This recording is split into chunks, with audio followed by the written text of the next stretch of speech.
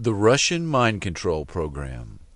Controlled Offensive Behavior, USSR, is a 1972 U.S. Army study of Soviet mind control experimentation. The Russian Directed Energy Weapons Program focused on targeting of individuals, not groups. Soviet dissidents were the target of microwave anti-personnel weapons and mind-altering techniques that sought, quote, the total submission of one's will to some outside force. Electromagnetic weapon mind control surfaced in the 1973 Russian Conference on Psychotronic Research.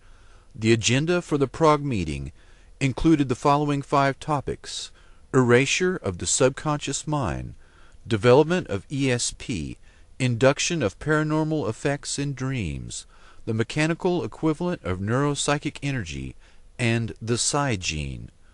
The Soviets were known to have potent blinding lasers. They were also feared to have developed acoustic and radio wave weapons.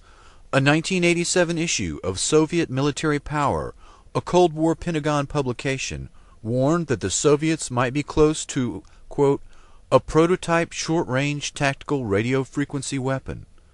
The Washington Post reported that year that the Soviets had used such weapons to kill goats at 1 kilometer's range.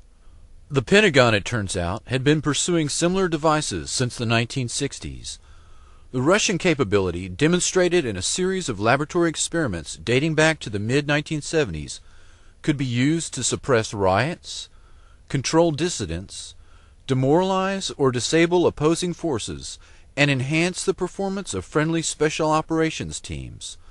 Pioneered by government-funded department of the psychocorrection at the Moscow Academy Medical Academy, acoustic psychocorrection involves the transmission of specific commands via static or white noise bands into the human subconscious without upsetting other intellectual functions.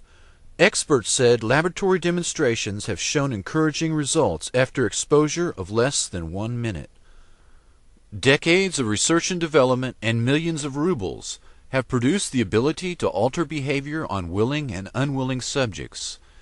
In an effort to restrict potential misuse of this capability, senior Russian research scientists, diplomats, military officials, and officials of the Russian Ministry of Higher Education, Science and Technology Policy are beginning to provide limited demonstrations for their U.S. counterparts.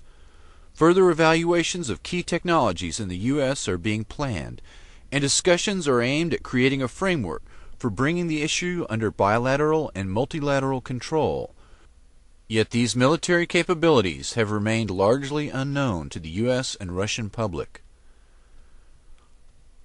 The Department of Psychocorrection at the Moscow Medical Academy acknowledged the potential danger of this capability. The Russian experts, including George Kotov, a former KGB general now serving in a senior government ministry post, present in their report a list of software and hardware associated with their psychocorrection program that could be procured for as little as $80,000. According to General Kotov, quote, as far as it has become possible to probe and correct psychic contents of human beings despite their will and consciousness by instrumental means, results having been achieved can get out of our control and be used with inhuman purposes for manipulating the collective psyche. Unquote. The Russian authors note that world opinion is not ready for dealing appropriately with the problems coming from the possibility of direct access to the human mind. Therefore, the Russian authors have proposed a bilateral center for psychocorrection technologies where U.S. and Russia can monitor and restrict the emerging capabilities. Dr. Igor Smirnov, a Russian expert on non-lethal weapons, was brought to the U.S. for a series of meetings in Virginia in 1993. The meetings were attended by representatives of the CIA, DIA, FBI, and ARPA. Civilians included representatives of the National Institute of Mental Health and directors of biomedical research. Dr. Smirnov and his non-lethal weapons technology was brought to Waco during the Branch Davidian siege in 1993 in hopes of using them on David Koresh, but a software problem reportedly made this impossible, and Smirnov could not guarantee its safety. A firm called Psychotechnologies Incorporated, based in Richmond, Virginia, entered into an agreement with the Russians to share and develop this technology for American use. Dr. Smirnov died of a heart attack in 2005, and his patent is now held exclusively by Psychotechnologies Corporation. Psytech is controlled by Colonel John B. Alexander, NSA General Michael Aquino, and Lieutenant Colonel Albert Stubblebine, among others. He needs the money. This is called computerized psychotechnology. First, we gather information from the subconscious. Then we determine how a specific personality works. Officially for psychiatric use, this device was born of the long-standing Soviet effort to get inside the head of the enemy. At normal speed, the numbers on the screen appear meaningless.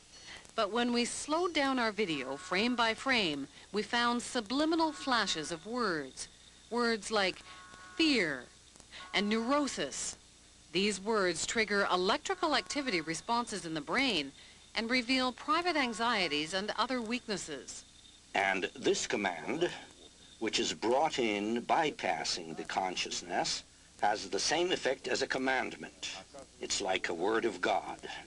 So we simply cannot disobey it. So we said, well, what are the applications?